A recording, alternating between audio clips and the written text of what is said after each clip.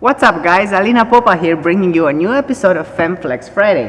And today I have Miss Andrea Shaw with us here, 2020 Miss Olympia, and we're going to be in the gym talking about small and forgotten muscle parts. So stay tuned. And the first muscle group we're going to talk about today is biceps. So Andrea here is going to tell us what she's doing for her beautiful and big biceps, right? How's your training routine? So my training routine includes this particular exercise for biceps. It is an isolation preacher curl. Isolation just meaning one arm at a time. So the key to the movement is to fully extend the arm before raising it back up towards the peak position of the movement. So I see how you stretch it all the way down, right, to engage everything. Yes. How many reps do you do? 15 to 20. Off season, on season? Both. All the time, 15 to 20. Correct. Okay. A lot of people, I see them in the gym and they only go a portion of the way down. It should be a full extension and then a full contraction. And when I'm doing these, typically it's about 6 to 8 sets. 6 to 8 sets. Mm-hmm. And is this the first exercise you do in your biceps routine?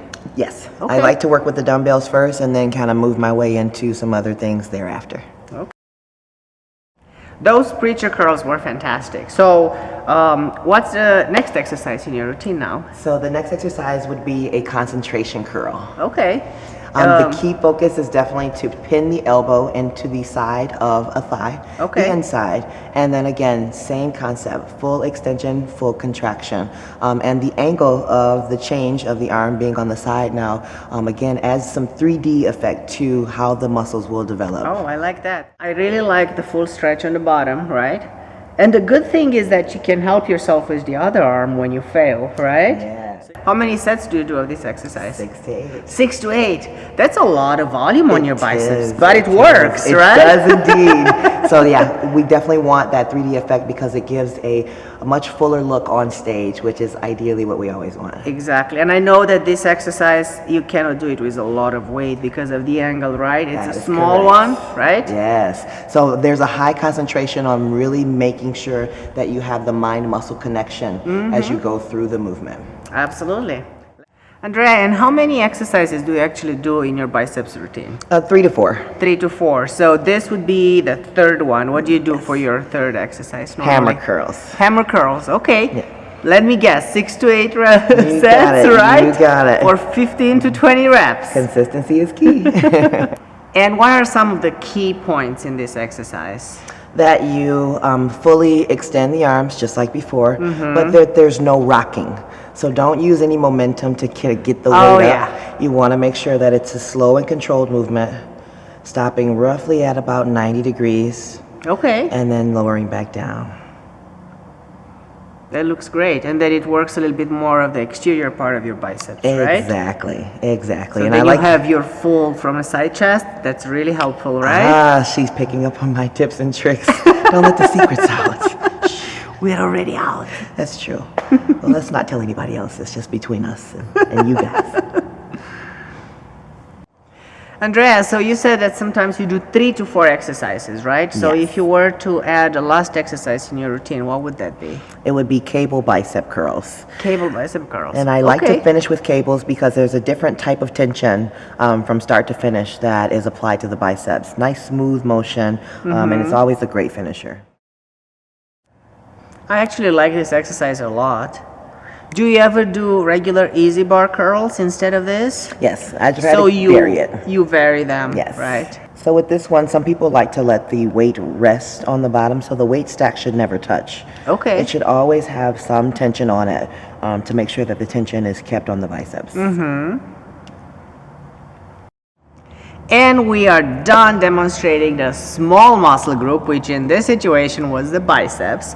Let's move on to the forgotten muscles that people don't talk so much about. And I know, for example, women, I have a lot of clients who are women, right? They don't really train a lot of traps. Do you train traps? I do, and they are forgotten a lot of times Most people train what they see face on in the mirror, and unfortunately traps are typically forgotten. So they should be a part of it, especially in the bodybuilding world, because they are a part of the rear double bicep pose. Absolutely, right? The 3D pop when you do your back double bicep is very important, right? Yes. Do you do it together with your back or with your shoulders? How do you structure it in your week? I try to structure it with the shoulders. That way I don't miss out on any part of my back development, because back comes with its own variation of different movements. So rear shoulders, and traps usually go together. Okay, so traps is going to be the last segment of your shoulder workout. Correct. Okay. What do you do for it? What kind of exercises, and what's your rep range? My rep range is typically somewhere between 15 and 20. Okay. 6 to 8 sets. 6 to 8 sets. 6 to Okay, 8 that sets. seems to be your lucky number. It really is. It's a good enough number where I can really start to feel the muscle engaging. Okay. So that's where I try to encourage people, clients, and people who are trying to get the most development or that 3D effect. Go for that rep range, see how it feels, but you got to be able to feel the muscles actively working. So I usually start out with a barbell shrug, and I use it seated, so that way I can take the momentum out of it for my first exercise. A barbell seated shrug. I have actually never done this exercise, I'm going to be honest with you. Oh, wow. Yeah. Okay. So I have never done it. I did it in front, but I noticed that you're tilting, right? Yes. So why do you do that? So you put the body inside of a different plane in space, and working that in that plane begins to develop, again, that 3D effect to really give the pop. Okay. So it's a small tilt forward at the waist, and then shrugging, Upwards squeezing the or scapula back? backward. Backwards, okay. I like that. And then always fully release, kind of like let them hang, and then squeeze again. So it's a full release and then a full contraction. I'm actually going to give it a try next time, since I've never done it. It's a good one. Is there anything else you do in your trap routine? Yes, I like to do upright rows. Okay, so what are some of the main important things that you keep in mind when you do this exercise, Andrea? That you definitely go with the elbows higher than shoulder height. Okay. Gives that extra bit of peak to the muscles we're targeting. Okay. And to make sure, just like the other cable exercises, don't let that weight stack rest on the bottom. Yep. Keep the tension on it. And why do you use these handles? I usually use an easy bar, like a really narrow grip, right? Do you do that as well? I do. I try to vary it. You get a little bit of a variation when you can grip the handles a little bit more. Okay. But you do vary, right, to have different points, right? Absolutely. In your workout. Always keep a variation. That's what the handles are for. Yeah. And they keep your body guessing. Okay, guys, moving on to another forgotten muscle group, and that comes with a little pain for me. Jokingly, when I saw you on stage last year, the previous year, I instantly had calf envy, right? Because your calves are so beautiful. So I want to talk about that, and the reason it's a personal, sensitive subject for me is because I tore my Achilles tendon in 2015, so one of my calves is half the size of the other one. And I have tried to bring it back, and for some reason it doesn't. But anyway, I admire the beauty of your calves. Like, they're so nice and round. So tell us, what do you do for your calves? Well, I like to start with seated calf raises. Okay. Those are really nice to warm up the deeper muscle, the soleus, underneath the larger, what's called gastroc muscle. But you definitely always want to work both. Okay. So, when you're rebuilding, as we're helping you rebuild, we'll make sure we'll start with that first. How many reps are we talking about? About 20 reps. 20? Yes. Okay. See, this brings me a lot of memories, Andrea.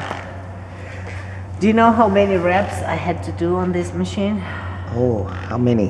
100. In one set? In one set. I was doing sets of 100. Oh my. I'm going to be honest. 100, 80, 60, 40. That was my workout. Would you like to do 100 reps a day? No. Why not? I don't need to. You know what? Uh-oh. I'm done with you. But I thought we were friends. Don't leave.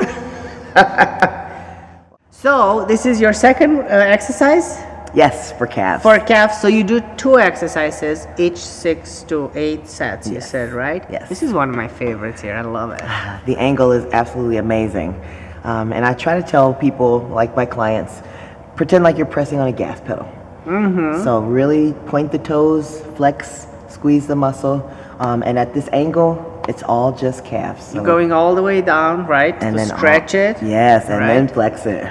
And when do you have your calf exercise, your calf workout in your routine through the week? At leg day, so the second leg day of the week, we'll toss in. So you the do it calves. once a week? Yeah, that's enough because I still like to wear my high heels on the weekends. Okay, well, yeah, if you wear high heels, you can train calves. Yes, that could be a very interesting walk.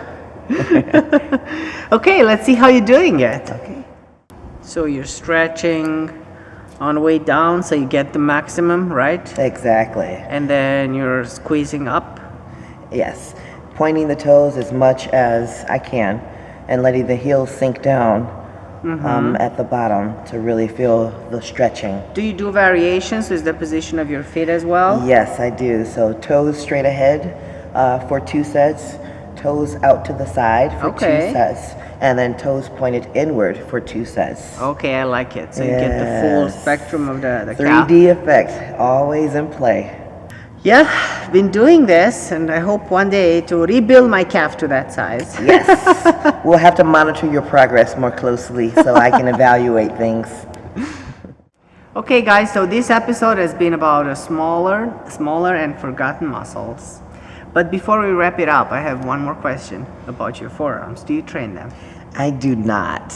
You don't train your forearms? I don't. So my back exercises are heavy enough where my forearms get a really good pump.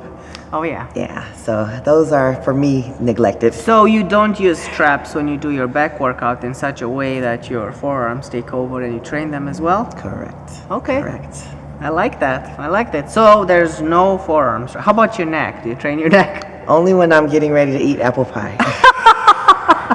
Well, guys, thank you for being here with us today. We've had Andrea Shaw, Miss 2020 Olympia, showing us a few tricks on the smaller and forgotten muscles of our bodies. Thank you for joining us. Thank you for watching us, and we'll catch you guys on our next episode of FEMME FLEX Friday.